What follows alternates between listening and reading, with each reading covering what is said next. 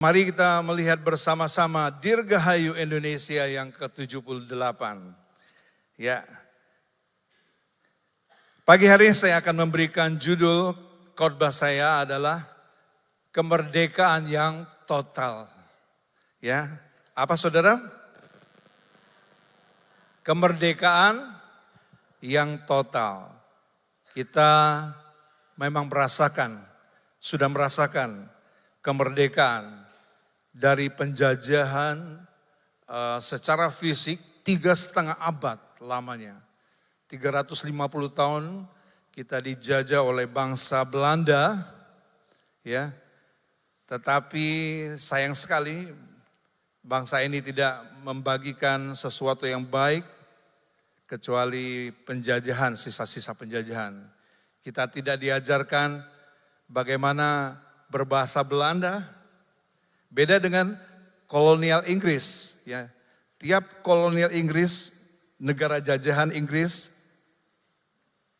setiap penduduknya bisa bahasa Inggris semua.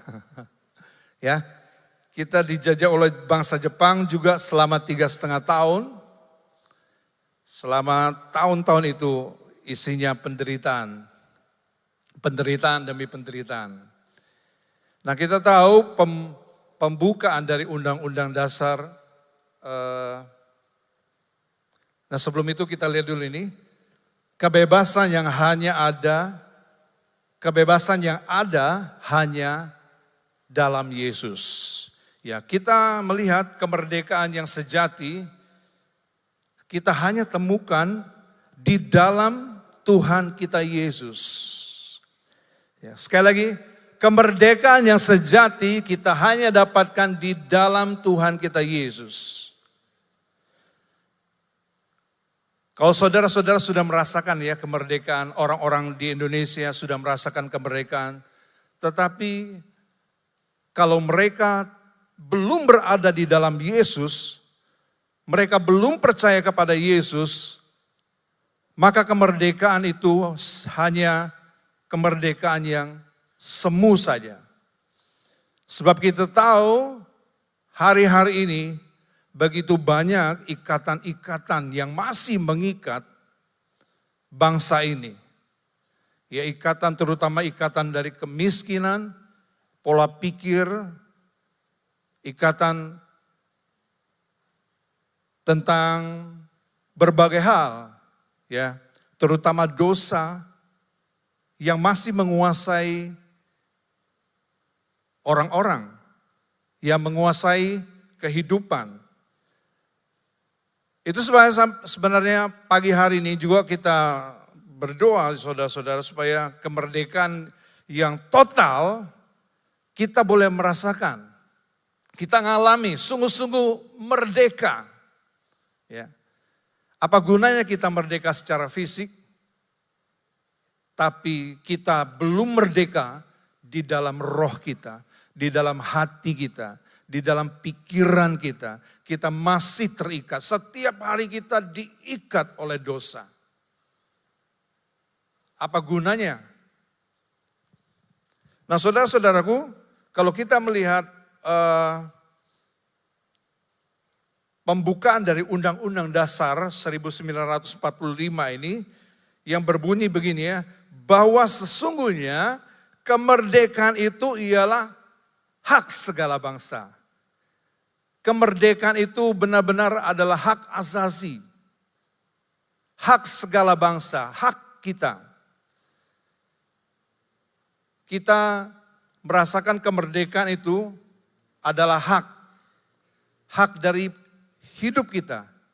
Dari semenjak kita dilahirkan, kita memperoleh hak ini. Hak untuk merdeka dari segala penjajahan. Oleh sebab itu penjajahan di atas dunia ini dikatakan harus dihapuskan. Ya, harus dihapuskan, tidak boleh ada penjajahan. Karena tidak sesuai dengan peri kemanusiaan dan peri keadilan. Nah, kalau kita melihat ini pembukaan undang-undang saja menyatakan kemerdekaan itu sesuatu yang penting. Sesuatu yang menjadi incaran sesuatu yang kita butuhkan, merdeka itu.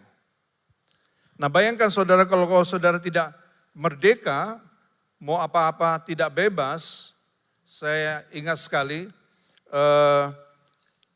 nenek saya dari Pulau Jawa ini, saudaraku, dia di zaman penjajahan Jepang khususnya, dia sebagai budak, ya budak rodi. Dia dipekerjakan, dia bercerita ini, dari Jawa dia dipindahkan ke Pagar Alam, satu desa, ya sekarang sudah jadi kota, satu tempat yang jarang penduduknya di sana. Bekerja sebagai rodi, sebagai pekerja yang dipaksa untuk bekerja, menggarap tanah, bercocok tanam untuk nantinya hasil daripada tanaman-tanaman yang mereka hasilkan itu diambil oleh pendudukan Jepang. Nah begitu terikat sekali ya kehidupan orang-orang yang terjajah, kehidupan orang-orang yang tidak merdeka itu. Nah saudara-saudaraku, saya ingin mengajak kita melihat pada pagi hari ini kita mau merasakan kemerdekaan yang total. Kemerdekaan yang total boleh kita rasakan pagi hari ini di dalam Tuhan kita Yesus Kristus. Amin. Ya, saya ingin kita boleh merasakan kemerdekaan yang benar-benar merdeka. Kita tidak lagi terikat. Kita tidak lagi di bawah kebiasaan buruk kita. Masih terikat dengan segala sesuatu yang mau tidak mau saudaraku, kita orang-orang yang percaya ini, yang sudah dilepaskan oleh Tuhan Yesus, kita masih dapat terikat oleh dosa khususnya. Mengikat kita sehingga kita tidak mengalami kebebasan. Nah kita buka Galatia 5 ayat 13. Galatia 5 ayat 13, kita ingin merasakan kemerdekaan yang total. Saudara-saudara, memang kamu telah dipanggil untuk merdeka. Ya, kamu telah, perhatikan, kamu telah dipanggil untuk merdeka. Ya, tetapi janganlah sekarang ini, janganlah kamu mempergunakan kemerdekaan itu sebagai kesempatan untuk kehidupan dalam dosa. Nah benar, kita sudah merdeka. Kita sudah merasakan kebebasan itu. Nah jangan sampai Alkitab katakan kita mempergunakan kebebasan kita untuk kehidupan dalam dosa. Saya katakan tadi bahwa kemerdekaan yang sejati hanya kita temukan di dalam Yesus. Kalau saudara memang sungguh-sungguh berada di dalam Yesus, saudara merdeka. Kalau saudara setengah-setengah, kita tahu kuasa kegelapan akan berusaha kembali memenjarakan kita, memperbudak kita dengan kuasanya. Nah, terus di sini, melainkan layanilah seorang akan yang lain oleh kasih. Nah, kita melihat ini, kita akan melihat 3 bagian ini. Memang kamu telah dipanggil untuk merdeka, kita sudah merdeka. Katakan kita sudah merdeka semua, haleluya. Katakan lagi kita sudah merdeka. Tetapi yang kedua, merdeka secara total. Apakah kita sudah merdeka secara total dalam kehidupan kita? Nah yang ketiga, kita akan melihat bahwa kita diberi kesempatan untuk merdeka melayani. Merdeka untuk melayani, kesempatan melayani dengan kasih. Nah mengapa kita melihat, nanti kita akan menyimaknya, kemerdekaan kita perlukan untuk saling melayani dengan kasih. Mengapa? Nah, mari kita melihat sebagian per bagian. Yang pertama di sini, kamu telah dipanggil untuk merdeka. Nah, saudaraku, kita flashback ya. Kita lihat masa lalu kita. Kita ini adalah budak dosa. Semua manusia berdosa. Keturunan Adam dan Hawa jatuh dalam dosa. Kita berdosa, saudaraku, kita adalah produk dari tubuh dosa. Ya. Kita adalah hamba dari kuasa kegelapan. Kita kehilangan hak azazi kita. Kita kehilangan kebebasan kita. Nah, kalau saudara boleh melihat siapa yang mengikat kita, di Matius pasal yang ke-12 ayat yang ke-29, kita flashback sebentar saudaraku, kita lihat Matius 12 ayat yang ke-29.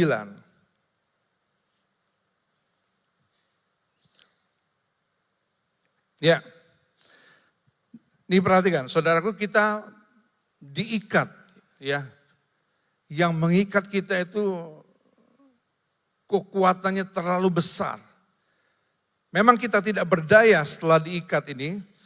Matius 12 ayat 29, atau bagaimanakah orang dapat memasuki rumah seorang yang kuat? Ini perhatikan, bagaimanakah orang dapat memasuki rumah seorang yang kuat dan merampas harta benda apabila tidak diikatnya dahulu orang kuat itu. Sesudah diikatnya barulah dapat ia merampok rumah itu. Nah, ini adalah satu perumpamaan. Kalau seseorang dikuasai oleh dosa, oleh kuasa kegelapan, oleh roh jahat, oleh roh iblis. Firman Allah katakan kita diikat oleh orang kuat. Ya, orang kuat itu tidak lain tidak bukan adalah penguasa kegelapan, iblis, roh setan. Dia mengikat kita, saudaraku, sehingga kita tidak mengalami kebebasan. Kita tidak mengalami kemerdekaan yang sejati.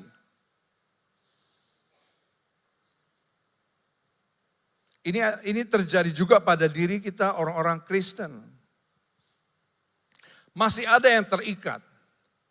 Ya, bahkan kita sulit untuk melepaskan ikatan itu.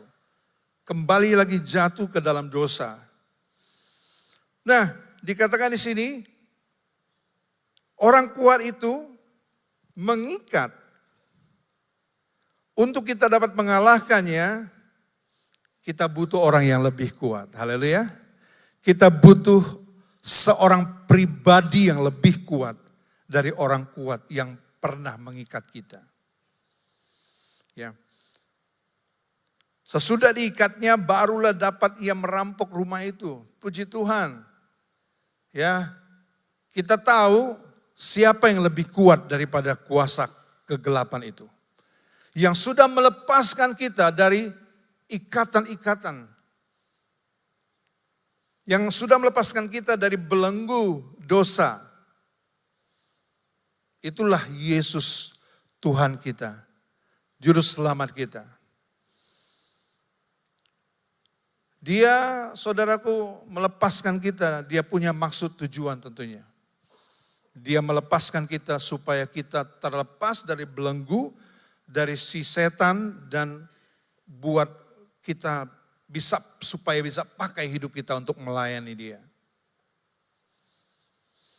Dan saudara melihat, kalau kita diikat, saudaraku, diikat oleh orang kuat ini, maka kita tidak ada damai setiap hari. Tidak ada sukacita di dalam kehidupan kita. Ya, siapa yang merasakan ini? Tidak ada damai di dalam hidupnya. Orang Kristen tidak ada sukacita. Tidak ada kebebasan. Hidupnya selalu diliputi oleh kekacauan. Hidupnya selalu ada keributan, pertengkaran. Jangan-jangan ini ada sesuatu kuasa kegelapan yang masih mengikat sehingga tidak membuat damai sejahtera itu turun ke atas keluarga dan rumah tangga kita. Ya, kalau kita melihatnya di Roma 7 ayat yang ke-24, setiap hari dosa itu menghilangkan pengharapan kita sampai kita binasa dalam penghukuman. Roma 7 kita melihat ayat yang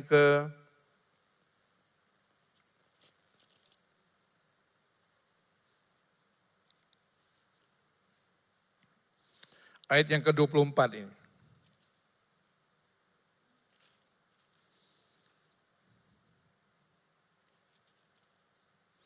Ya, aku manusia celaka. Ya. Sampai putus asa Paulus mengatakan dirinya ini. Aku manusia celaka.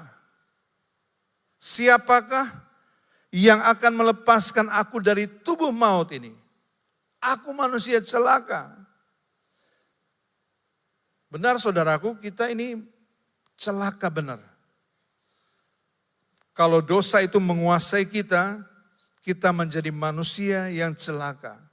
Siapakah yang akan membebaskan kita dari tubuh maut ini?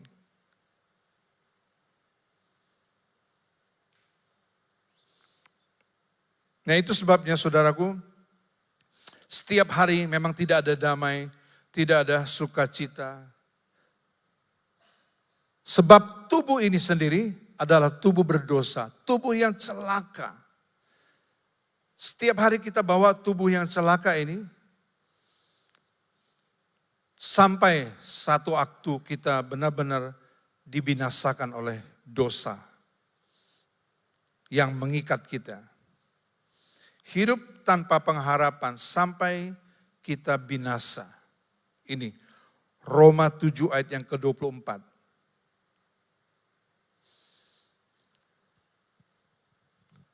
Nah, tetapi kita melihat juga syukur kepada Tuhan kita Yesus Kristus. Haleluya. Haleluya saudara.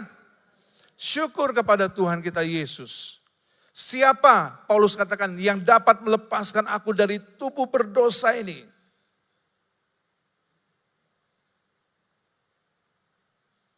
Ada banyak cara orang-orang mau supaya tubuh ini tidak lagi berdosa. Saudaraku, mereka bikin ritual menyiksa diri.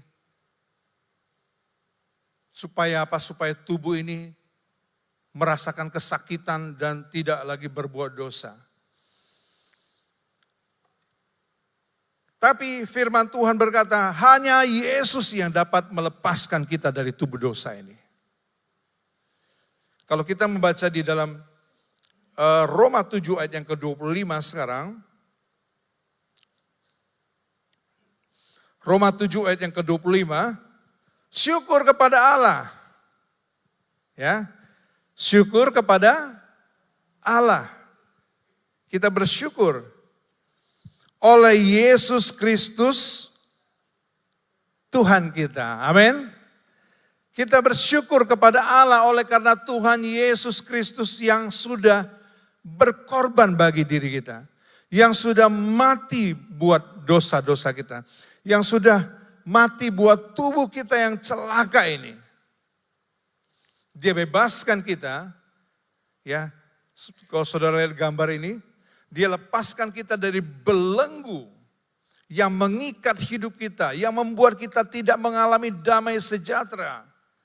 Yang membuat kita tidak mengalami kedamaian setiap hari. Dia lepaskan kita dari belenggu dosa ini. Dan syukur kita panjatkan kepada Allah oleh Yesus Kristus yang sudah membebaskan kita. Nah, dia bebaskan kita dari belenggu dosa dan maut dan memberi kehidupan kepada kita. Baik, secara fakta hukum, ya secara de jure, kita memang sudah merdeka. Ya, kalau kita baca di dalam Kolose 1 ayat 13 dan 14, secara fakta hukum ini dikatakan. Kolose 1 ayat 13 dan 14.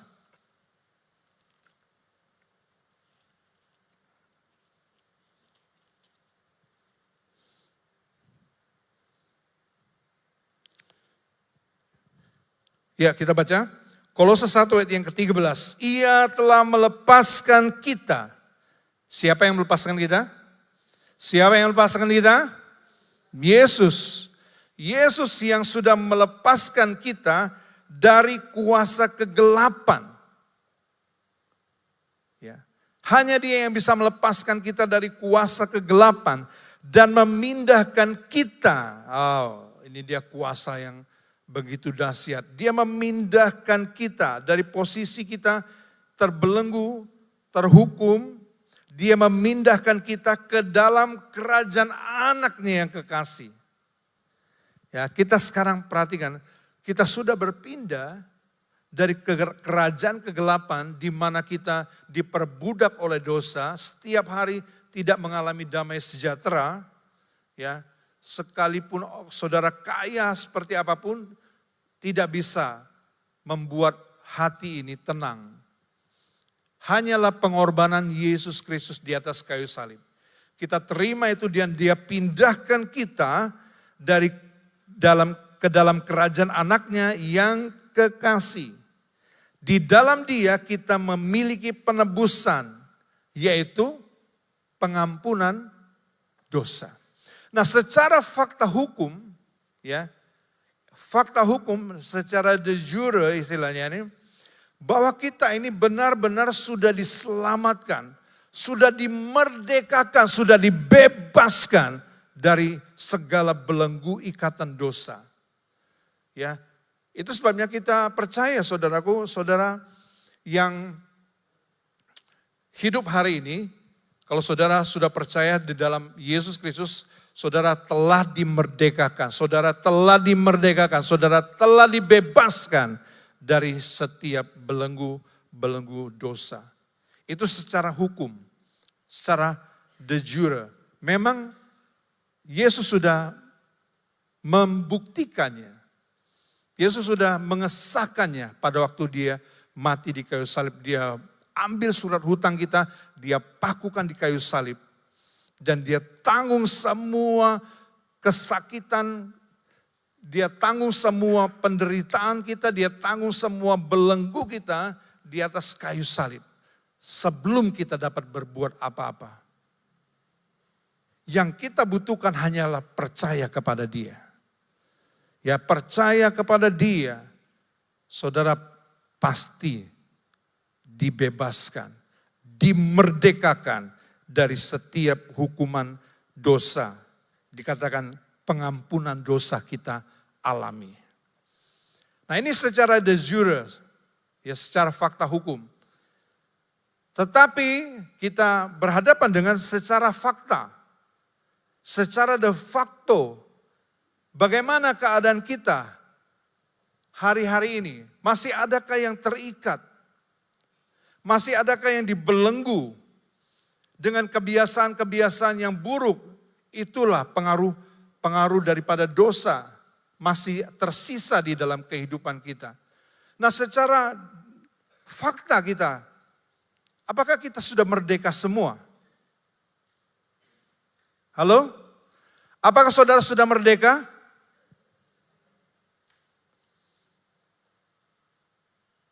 Mari kita melihat, kita nih hidup, memang Tuhan sudah merdekakan kita. Dia bebaskan kita, Dia lepaskan kita dari kuasa dosa, kuasa maut. Tetapi secara fakta kita melihat bahwa kita sangat bergantung kepada kedewasaan rohani kita. Ya, secara secara fakta kita harus membangun roh kita supaya kita dipimpin oleh roh Allah. Tidak dipimpin lagi oleh keinginan daging kita. Kita harus bertumbuh secara dewasa rohani. Itu saudaraku, kalau saudara sebagai orang-orang Kristen di GPD Manaim khususnya, saudara tidak boleh santai, benar. Saudara tidak boleh berkipas-kipas duduk sebagai orang percaya yang datang dan pulang, datang beribadah dan pulang tanpa berbuat sesuatu. Ya, saudara, hati-hati, kita bisa kembali terjebak di dalam kehidupan yang tidak merdeka sama sekali. Nah, itu sebabnya kita perlu sekali membangun rohani kita, membangun roh kita, membangun manusia roh kita, supaya kita benar-benar lepas dari namanya hukum dosa, hukum daging. Kalau kita membaca di dalam Roma pasal yang ke-14, Roma pasal yang ke-14, lihatlah. Semua orang yang dipimpin roh Allah adalah anak Allah.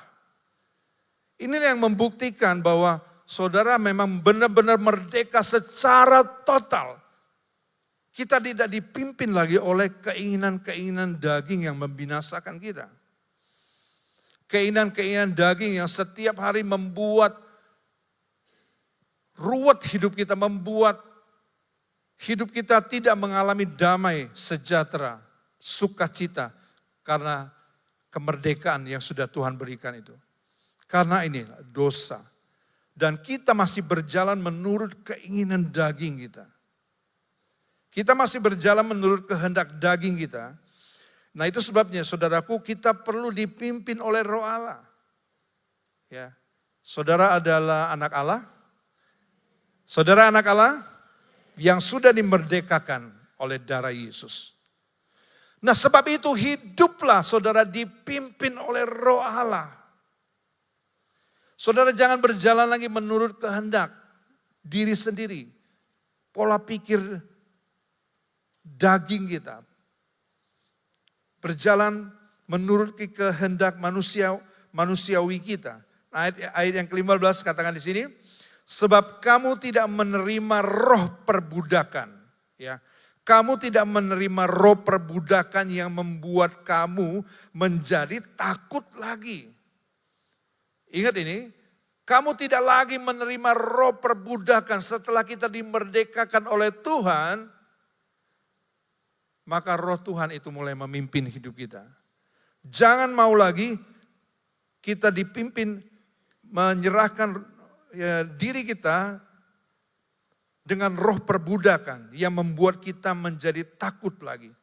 Tetapi kamu telah menerima roh yang menjadikan kamu anak Allah. Roh yang menjadikan kita anak Allah. Roh yang memerdekakan kita secara total. Oleh roh itu kita berseru, ya Aba, ya Bapa. Kita lihat, kita bisa bebas memanggil dia Aba, Bapa. Dengan roh yang dia berikan kepada kita, kita dapat memanggil dia Aba, Bapa. Ya. Nah ayat yang ke-16, roh itu bersaksi bersama roh kita, roh itu bersaksi bersama-sama dengan roh kita, bahwa kita adalah anak-anak Allah. Nah, jadi roh kita, roh manusia kita itu harus dipimpin oleh roh Allah. Supaya apa? Supaya dia bisa bersaksi bersama-sama dengan roh Allah. Bahwa, iya ini aku anak Allah. Roh yang memerdekakan itu bersaksi, memberikan kepastian kepada kita. Ini kedewasaan rohani kita perlu berjalan di dalam rohnya, berjalan dalam pimpinannya, sehingga kita dewasa rohani kita. Rohani kita dewasa, rohani kita bisa berseru, ya Aba, ya Bapa. Roh yang dewasa itu bisa bersaksi bahwa kita adalah anak-anak Allah. Anak-anak yang sudah dimerdekakan dari dosa, dari segala macam kejahatan, keinginan-keinginan jahat. Nah saudaraku, Kita lihat contoh ini. Ini contoh sangat umum sekali. Bangsa Israel, saudaraku, Tuhan mengeluarkan bangsa Israel dengan darah anak domba Allah. Ya, darah itu dilaburkan di tiang pintu, di ambang, sehingga bangsa Israel dilepaskan dari kuasa Mesir. Ya, Mesir pada waktu itu adalah negara yang besar, negara yang kuat, yang tidak mungkin bisa dikalahkan hanya sekedar oleh bangsa budak yang ada di negara mereka, yaitu Israel. Nah, tetapi Tuhan melepaskan mereka. Satu malam saja Tuhan bekerja dengan luar biasa. Kematian anak-anak sulung yang rumahnya tidak ada tanda darah. Nah, bangsa Israel dilepaskan dari Mesir, saudaraku. Tetapi untuk melepaskan Mesir, untuk melepaskan Israel dari Mesir yang ada di dalam hati mereka, itu Allah. Saya mau katakan, secara manusia, Allah kewalahan. Ya, sekalipun kita tahu Allah kita punya kuasa. 40 tahun untuk mengeluarkan Mesir dari hati bangsa Israel. Itu susahnya minta ampun. Dan mereka harus binasa di padang gurun. Semua yang keluar kecuali Yosua dan Kaleb. Hanya 2 orang.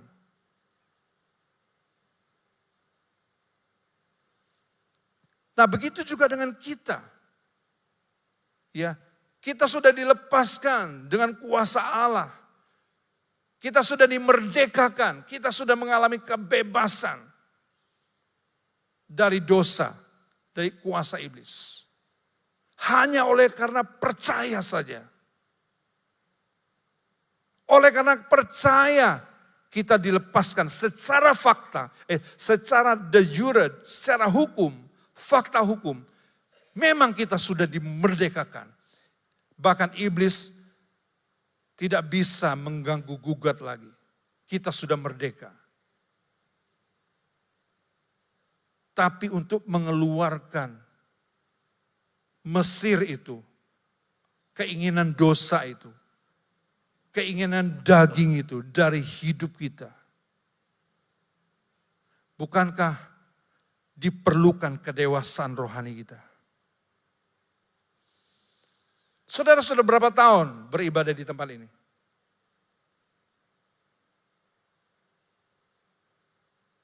Masih bergumulkah kita dengan kebiasaan buruk kita?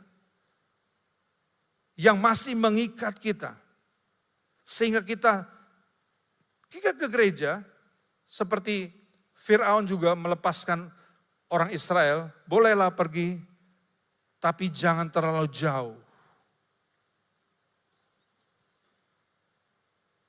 Boleh kita beribadah, tapi jangan sungguh-sungguh. Jangan terlalu rohani. Nanti kamu kecewa. Nah, sehingga rohani kita ya seperti itu, seperti tidak bertumbuh. Bantat, saudaraku. Berapa puluh tahun kita percaya kepada Tuhan. Tapi untuk mengeluarkan keinginan daging dari hidup kita, betapa sulitnya, bukan? Nah, firman Allah katakan ini, kita tidak usah baca tadi ayatnya, Bilangan pasal yang ke-14 ayat 1-4, mereka bolak-balik minta kembali ke Mesir. Mereka bolak-balik ketika ada kesukaran minta kembali ke Mesir. Sampai-sampai mereka membuat patung yang kita lihat tadi. Untuk memimpin mereka kembali ke Mesir. Nah, saudaraku, inilah panggilan hidup kita. Yaitu hidup dalam kemerdekaan. Ya, hidup dalam kemerdekaan. Jangan lagi kita mempergunakan kemerdekaan sebagai kesempatan untuk berbuat dosa. Berarti kita belum benar-benar merdeka. Kita belum benar-benar terlepas dari keinginan-keinginan kita yang berdosa ini. Saudara, bagaimanakah kita lepas kebebasan total? Pada hari ini kita memperingati 17 Agustus, kemerdekaan kita secara fisik 78 tahun Dirgahayu Indonesia. Kita sebagai orang Kristen, kita percaya kita sudah merdeka. Tapi apakah kemerdekaan itu total kita alami? Nah, marilah kita, saudaraku, belajar beberapa hal. Yang pertama, kebebasan total itu lepas dari dosa. Bebas dari keterikatan akan dosa. Baca Roma pasal 6 ayat yang ke-6. Roma pasal 6 ayat yang ke-6. Karena kita tahu bahwa manusia lama kita telah turut disalibkan. Manusia lama kita telah turut disalibkan supaya tubuh dosa hilang kuasanya. Nih, kita harus menjangkal diri kita. Ya, kita harus memang sampai tubuh dosa ini hilang kuasanya. Manusia lama kita telah turut disalibkan agar supaya dosa kita hilang kuasanya, agar jangan kita menghambakan diri lagi kepada dosa. Jangan kita menghambakan diri lagi. Sebab siapa yang telah mati, apa? Siapa yang telah mati, ia bebas dari dosa. Memang terus terang saudaraku, berjuang, kita perlu berjuang, benar. Belum selesai perjuangan kita melawan diri kita, keinginan daging kita, egois kita. Kalau saudara memang mau menang, ya, kita harus mati terhadap keinginan daging. Kita harus mati, ya. Kita harus menganggap tubuh dosa kita, manusia lama kita telah turut disalibkan. Salibkanlah segala keinginan daging kita. Belajarlah saudaraku. Kalau tidak, kalau kita biarkan dia pasti akan bereaksi. Dia akan hidup kembali. Dia akan kembali menguasai kita. Manusia lama kita ini produk dosa. Dia harus disalibkan. Dia harus disalibkan. Supaya kita dimerdekakan dari dosa. Siapa yang telah mati, ia telah bebas dari dosa. Nah, itu sebabnya saudaraku, kita ini kalau mau daging kita mati, mau tidak mau kita harus hidup oleh roh. Kita harus hidup oleh roh. Masalahnya kita ini orang Kristen, kita hidup berdampingan dengan daging. Kalau kita tidak pernah menyangkali daging kita, bagaimana mungkin kita bisa menang atas daging?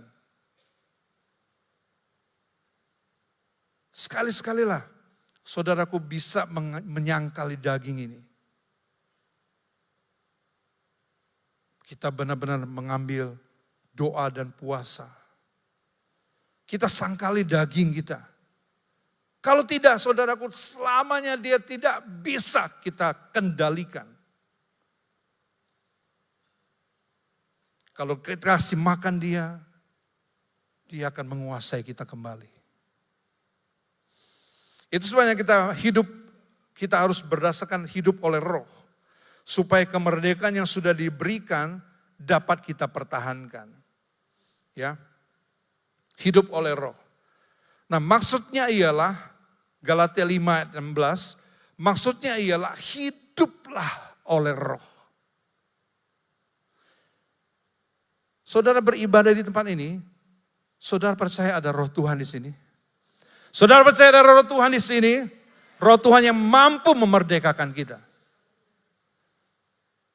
Ayo mari kita hidup oleh roh. Ini hidup oleh roh. Nanti kita melihat bahwa hidup oleh roh itu tidak ngambang, tidak seperti, tidak kelihatan seperti apa. Nah, maksudnya ialah hiduplah oleh roh, maka kamu tidak akan menuruti keinginan daging. Sebab keinginan daging berlawanan dengan keinginan roh. Jelas berlawanan dengan keinginan roh. Setiap hari saudara sudah hidup dengan keinginan daging. Kita tidak sangkali dia. Ya. Paling kita tidak melakukan kejahatan. Tapi keinginan daging kita, keinginan mata kita hidup, kita masih memberi makan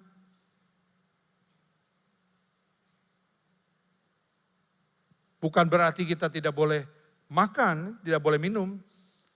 Tetapi keinginannya itu yang harus disangkal, saudara. Keinginan akan dunia. Coba saudara, kalau saudara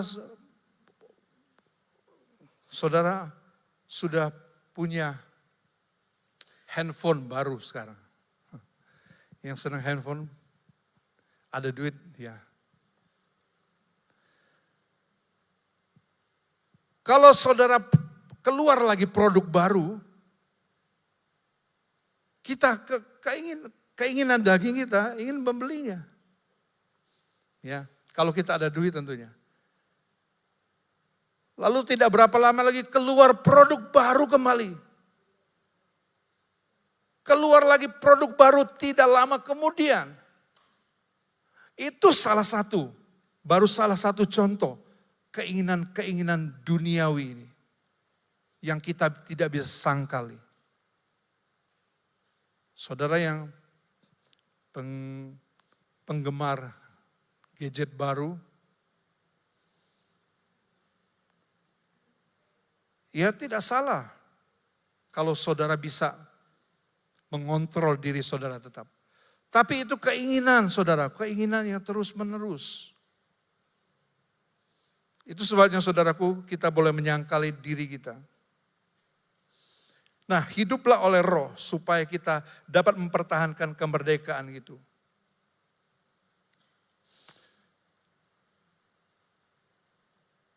Yang kedua adalah hidup dalam kebenaran.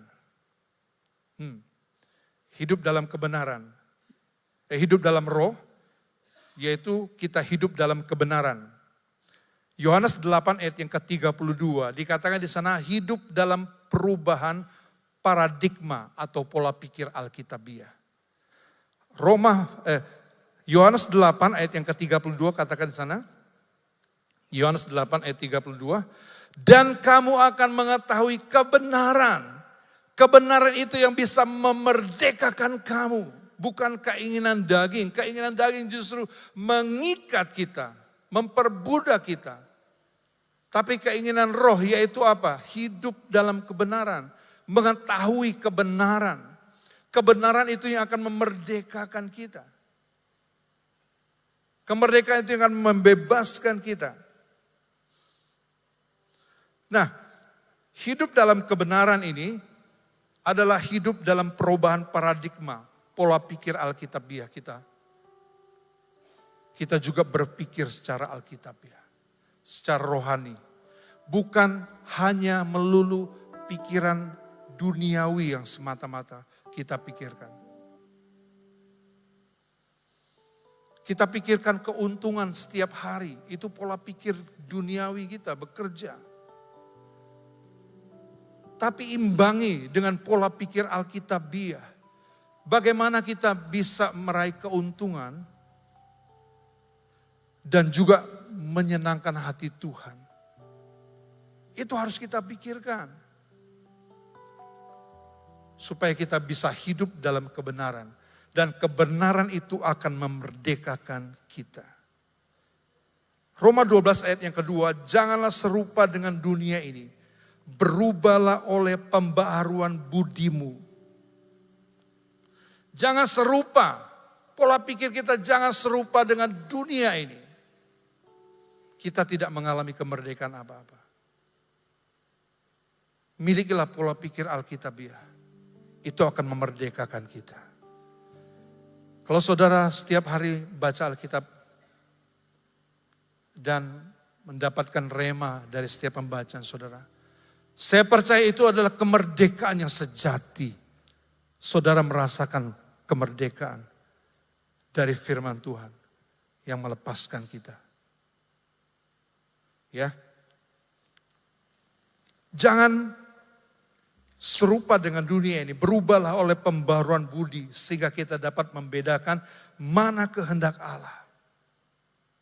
Kita tahu mana kehendak Allah, apa yang baik, apa yang berkenan, apa yang sempurna. Kita akan mengetahui kebenaran dan kebenaran itu memerdekakan kita. Itu yang pertama. Yang kedua, hidup dalam roh itu adalah hidup dalam persekutuan dengan roh Allah. Di mana ada roh Allah? Di mana ada roh Allah? Di situ kemerdekaan. Kalau saudara mau rasakan kemerdekaan, di mana ada roh Allah? Di situ ada kemerdekaan. Nah, roh Allah ini, saudaraku, hidup dalam persekutuan dengan roh Allah ini adalah hidup yang selalu diinspirasi oleh roh Tuhan. Saya percaya saudaraku kalau inspirasi itu datang dari roh Tuhan, roh itu bukanlah roh ketakutan. Roh yang diberikan kepada kita bukan roh ketakutan. Yang membuat saudara-saudara tidak akan pernah takut akan situasi apapun. Karena saudara ada roh Tuhan. Mempercayai kebenaran lebih daripada mempercayai apa yang saudara lihat. Itu akan memerdekakan kehidupan saudara. Di mana ada roh Allah, di situ ada kemerdekaan. Kalau hidup kita dipimpin oleh roh yang menginspirasi kita, yang memberikan terus pimpinan roh kepada kita. Alkitab katakan 2 Timotius 1 ayat 7, bukan roh ketakutan yang dia berikan. Bukan roh ketakutan yang membuat saudara menjadi takut, khawatir, cemas. Saudara tidak merdeka kalau saudara takut, khawatir, dan cemas. Ada roh Allah yang memberi kita kemerdekaan. Roh itu membangkitkan apa? Kekuatan.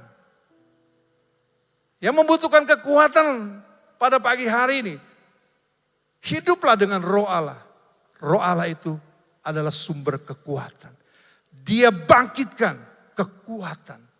Dia bangkitkan kasih. Dia bangkitkan cara hidup yang tertib. Ketertiban. Ini memerdekakan kita. Yang terakhir, supaya kita menggunakan kesempatan yang mulia ini untuk dapat melayani oleh kasih. Dua minggu ini kita sudah mendengar tentang kasih, upah, melayani. Nah, kenapa kita harus melayani, saudaraku? Kenapa? Mengapa kita perlu melayani setelah kita dimerdekakan? Saya ingin beritahu saudara. Mengapa saudara perlu melayani setelah saudara benar-benar merdeka?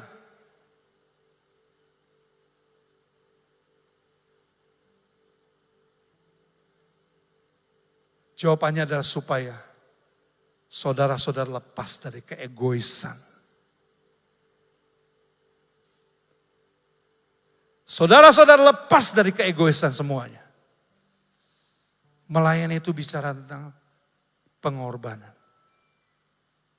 Melayani itu bicara tentang pengabdian. Bukan selfishness. Ya. Marilah kita pakai kesempatan ini untuk melayani, saling melayani di dalam kasih. Supaya kita benar-benar mengalami kelepasan dari penjajahan keegoisan diri kita. Ya. Saya harap saudaraku boleh terus melayani Tuhan bersama-sama. Bidang apa saja yang saudara bisa layani, layanilah dengan Tuhan. Bersama-sama dengan kami. Ya. Itu melepaskan saudara dari keegoisan. Kalau saudara tidak melayani, saudara egois. Saudara egois. Saudara sudah dimerdekakan, tetapi tidak menggunakan kemerdekaan. Layanilah Tuhan. Amin.